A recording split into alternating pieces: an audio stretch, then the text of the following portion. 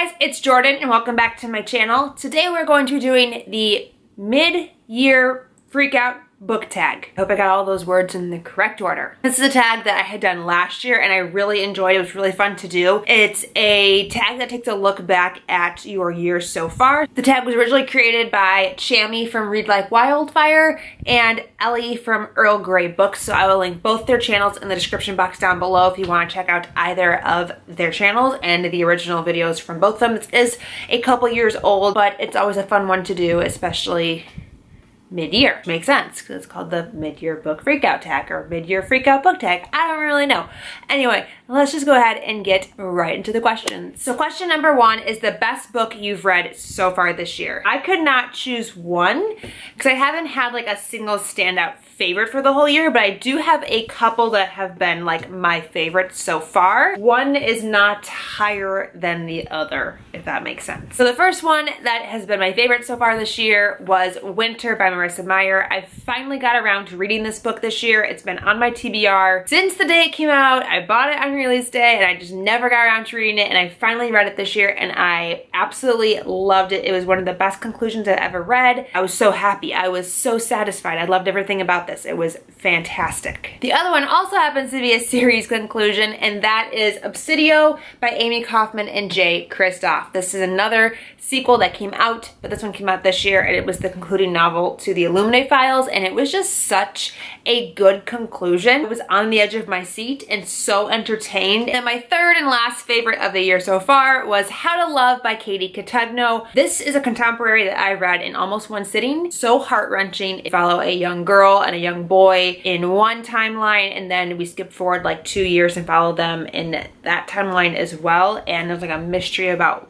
what happened in the in-between, and God, this book is just so good. I cried. I loved everything about this book and I just want to reread it. Question number two is the best sequel that you've read so far this year. If you just listened to my last answer, you could probably guess this answer, and it is the same. Yes, Obsidio by Amy Kaufman and Jay Kristoff, and Winter by Marissa Meyer. Number three is the new release you haven't read yet but want to. This particular book I have checked out from the library 3 times, and that is Children of Blood and Bone by Tomi Adeyemi. Like I mentioned, 3 times from my library, and I've never gotten to it. I was reading other things over this. I wasn't prioritizing it. I just returned it a week ago. Now I'm going to ask to check it out again for a 4th time, and hopefully 4th time is the charm. I'm really intimidated by it because the other fantasy books that I've read this year, that I've read because of the hype, I haven't enjoyed. So I'm nervous that I'm going to read this and not like it. Number 4 is the most anticipated release for the second half of the year. The first one that comes to mind is obviously Kingdom of Ash by Sarah J. Maas. Last year we got to the Kale novella, which ended up being a much longer book, and became Tower of Dawn, which I loved and gave 5 stars, but I've been waiting to hear from Rowan and Aylin for 2 years now, and I just want to know what happens, and I'm so excited for this book. Number 5 is the biggest disappointment of the year. I feel like I've had several of these this year. There have been quite a few books that I've read and then been about. The biggest disappointment by far was Stalking Jack the Ripper by Carrie Maniscalco. This book was horrendous. I hated this book. If you've been on my channel for any length of time this year, you would probably know that. I gave this book one star, 1.5 stars. It was very low. I don't give books 1 stars ever. I didn't like the writing. I didn't like the language choice. I didn't like the main character. I didn't like the love interest. I didn't like the mystery. I didn't like who was revealed to be the murderer. Like, nothing about this book did anything for me. I was so excited to read this. I really thought I was gonna love it, and joke's on me because I didn't. On the flip side, number 6 is the biggest surprise of the year. Definitely the biggest surprise is a book that I picked up very recently, and it's The Accidental Bad Girl by Maxine Kaplan. This is a book that I heard about through Books and Lala. It's about this young girl who goes to a prep high school, what are those called? Private school? Oh my goodness, in Brooklyn. She decides to sleep with her best friend's boyfriend. As a result of that decision, she gets wrapped up in this local drug ring that is also running rampant through her high school and sent on this crazy, wild excursion through like boys and rape culture and comments on sex and sexual consent and drugs and this drug lord and the police, and it was the most fascinating thing that I've read in a very long time. I was so surprised by how much I enjoyed this book and how good it was, and I really liked the main character. She was so unlikable but also so relatable, and I loved all the commentary. It like was this mystery thriller that turned into this social commentary that I wasn't even expecting, and it reminded me a lot of The Female of the Species, but I don't think it's marketed the same way, so people would never know that. But if you liked Female of the Species, I think you would also really enjoy this. It has the same like murder, mystery, crime, social commentary mashup. Plus it also gave me a lot of Mean Girl vibes. Like it was just so good. I was really impressed by this book. Question number 7. Favorite new author, debut, or new to you? So for this one, I also can't just choose one because there's been several that I've read this year that I am now desperately anticipating their next works. And the first one on that list is Becky Albertalli. I read Simon versus the Homo Sapiens Agenda this year, and while it was not my favorite romance, I am currently reading The Upside of Unrequited, and I'm loving it. I can't wait to read Leah on the Offbeat. She just captures the mind of a teenager in a way that I don't even think I connected to as a teenager. The other one is Sally Thorne. I read The Hating Game this year, and again, I loved it. It takes place in the publishing world. These two houses have merged, and the CEO's assistants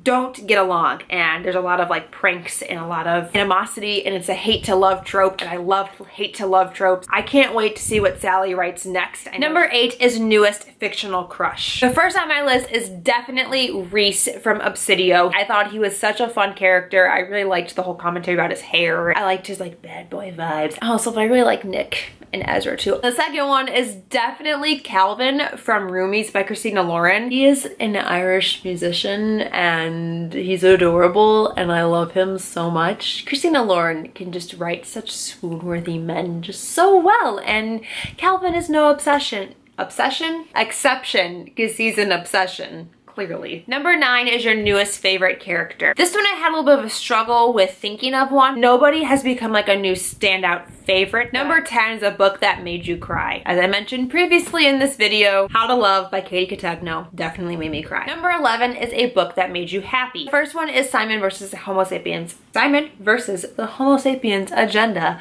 by Becky Albertalli. Speak slower, Jordan. This was not a favorite. Like, I don't love this book as much as everybody else loves this book, but I did get the warm, happy feelings from it. Like, I finished it and I was like, oh my gosh, that was really cute. I really enjoyed that. Simon's so cute. His relationship is so cute. A lot of things in here are adorable. The other book that made me so happy this year was Wings of Fire, The Dragonette Prophecy by Tui T. Sutherland. This is a middle grade book. The main characters are all talking dinosaurs. Dinosaurs, dragons. This is clearly a dragon. What are you thinking, you dummy? They're all dragons.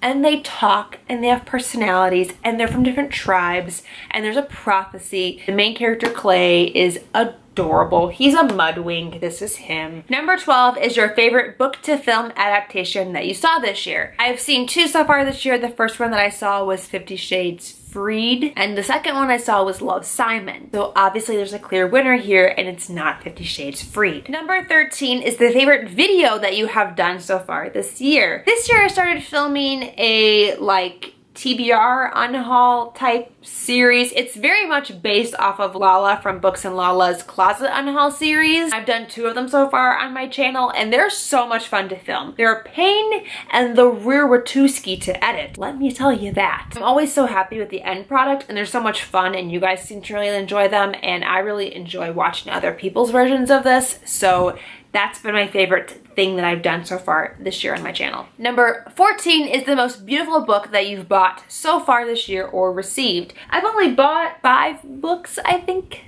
this year. Not many. I think the most beautiful one, and this isn't even like that gorgeous, but I think it's A Court of Frost and Starlight by Sarah J. Maas. I just think that this border and the detail within the border is so stunning. It's really the only book that I've purchased so far that has any kind of artistic flair to it. And the last question is, what books do you need to read by the end of the year? I actually filmed an entire video, 10 books that I want to finish by the end of the year. And those are the 10 books that I wanted to focus on this year, but I haven't been because I think I only read, let me look, 2 off of that list. Those are the 10 books that I really want to read by the end of the year. So that is it. Those were all the questions for the mid-year Freakout book tag. Thank you guys so much for I was gonna do this. I don't know what's happening to me today. Thank you guys so much for watching my video. I really appreciate it. How do I end these things? Have a nice day. Bye.